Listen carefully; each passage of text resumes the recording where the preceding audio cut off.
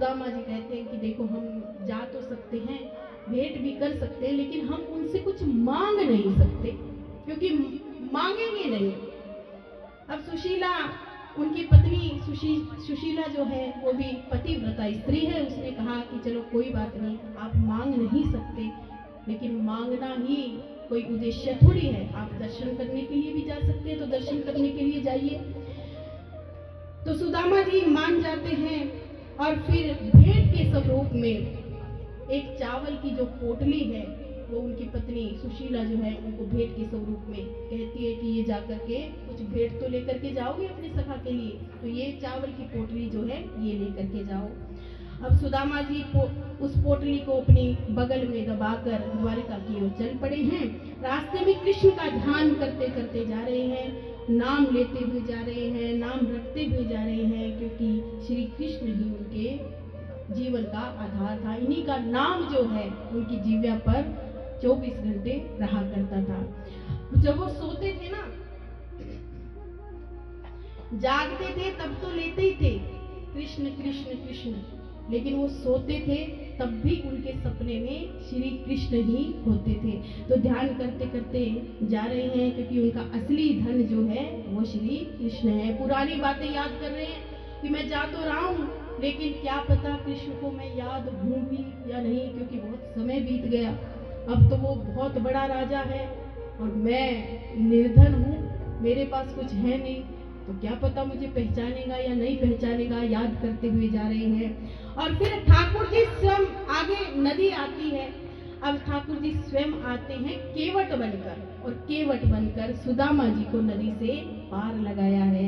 इसीलिए कहते हैं कि भगवान को याद करते रहना चाहिए। यदि भगवान को आप याद करोगे तो जैसे सुदामा के लिए आए थे ना भगवान केवट बनकर, वैसे भगवान हर किसी के लिए तैयार है आने के लिए। लेकिन क्या करना पड़ेगा? केवल और केवल शरणागति भगवान की करनी पड़ेगी, समर्पण भाव भगवान के प्रति करना पड़ेगा। तो स्वयं केवट बनकर आज भगवान आई हैं, सुदामा को पार उतारा है। सुदामा एक वृक्ष के नीचे विश्राम करने लगे। योग माया के द्वारा सुदामा का द्वारिका पहुंचा दिया गया ताकि सुदामा को ज्यादा इंतजार न करना पड़े। द्वारिका में सुदामा पहुंचे हैं। कृष्ण का महल खोजते खोजते रुक्मिणी जी के महल के पास पहुंच जाते हैं। द्वारपाल खड़े हैं, सबने प्रणाम किया है हाथ जोड़कर ब्राह्मण को। अब इसमें एक भाव और भी है। अब देखो, सुदामा जी जब गए थे द्वारिका में, तो जैसे दिखाया जाता है, पिक्चरों में दिखाया जाता है या जागरण में कोई झांकी निकलती है उसमें दिखाया जाता है कि दो द्वारपाल खड़े हैं और सुदामा जी आए हैं और द्वारपाल धक्के लगा रहे हैं सुदामा जी के। दिखाते हैं ना, दिखाते हैं ना। लेकिन सुदामा जी को कभी भी ऐसे धक्के नहीं लगाए थे द्वारपालों ने। उन्होंने प्रणाम किया था, क्योंकि वो भगवान के द्वारपाल है। क्या उनको पता नहीं कि उनके दरवाजे पर कोई ब्राह्मण आया है तो उसको प्रणाम करना चाहिए? तो ऐसी जगह पे जो ये चीजें देखने के लिए जाता है ना, तो वो भी अपराधी है। ऐसी चीजें देखनी नहीं चाहिए। और हम तो बड़े विरोध में हैं। देखो, हमारी अब भागवत जी चल रही है, तो इसमें कुछ कुछ प्रसंग ऐसे होते हैं, कुछ कुछ हमें झांकी जो है स्वरूप ठाकुर जी के देने पड़ते हैं, वही देते हैं हम जो जरूरी हो बिल्कुल, अन्यथा नहीं। क्योंकि हमें ये अच्छा नहीं लगता, क्योंकि लोग बड़ा अपमान करते हैं। अब हमेशा जागरण में क्या होता है, हनुमान जी बना देंगे, हनुमान जी बनाएंगे, हनुमान जी पैसे मांगते हुए फिर रहे हैं। इन पर रोक कैसे लगेगी? ये हमारे सनातन धर्म का उपहास है। इन पर रोक कब लगेगी? जब हम जागरूक हो जाएंगे। जब हम देखना बंद कर देंगे तो कोई क्यों बनाएगा? हम रोकना बंद कर देंगे तो क्यों कोई झांकी निकालेगा? जब स्वरूप ठाकुर जी का बन करके कोई आता है ना, तो ऐसे सोचना चाहिए कि स्वयं ठाकुर जी आई नहीं है। अब जैसे यहाँ भी स्वरूप हमने दिखाए थे, वामन अवतार भी हुआ है, ठाकुर जी भी आए थे, तो सबने हाथ जोड़ा, पूजन किए। तो जिनके बालक बनते हैं ना, तो वो माता पिता भी चरण स्पर्श करते हैं। क्यों? क्योंकि ठाकुर जी का स्वरूप है, तो समझो वो भगवान ही है। इसलिए कि ये जो जागरण में और जाते हो ना, इसे देखते हो, तो इन चीजों का हमें विरोध भी करना चाहिए, क्योंकि सनातन धर्म का उपहास इन्हीं चीजों से उठता है। हनुमान जी पैसे मांगते फिर रहे हैं, सुदामा जी पैसे मांगते फिर रहे हैं, होता है ना ऐसा, लेकिन सुदामा जी बिल्कुल भी ऐसे नहीं थे, दरिद्र नहीं थे वो। तो थोड़े से उनके पास अच्छी व्यवस्थाएं और अच्छे वस्त्र और महल नहीं थे उनके पास, लेकिन ऐसे नहीं थे कि वो भीख मांगते थे या पैसे किसी से लेते थे। तो द्वारपालों ने पहले तो सुदामा जी को प्रणाम किया है और पूछा है कि बताइए कौन हो। तो सुदामा जी ने कहा कि देखो, हम भगवान के परम मित्र हैं और हम भेंट करना चाहते हैं और तुम श्री कृष्ण तक हमारी जो सूचना है वो पहुंचा दीजिए।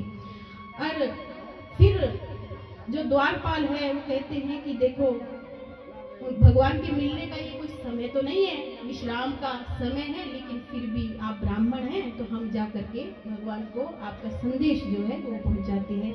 द्वारपाल श्री कृष्ण के पास जाते हैं, जा करके कहते हैं कि प्रभु, एक ब्राह्मण आया है, अपने आप को आपका सखा बता रहा है और आपसे मिलना चाहता है। अब भगवान ने जैसे पूछा कि बताओ उसका नाम क्या है, तो द्वारपालों ने कहा कि वो उसने अपना नाम जो है सुदामा बताया है।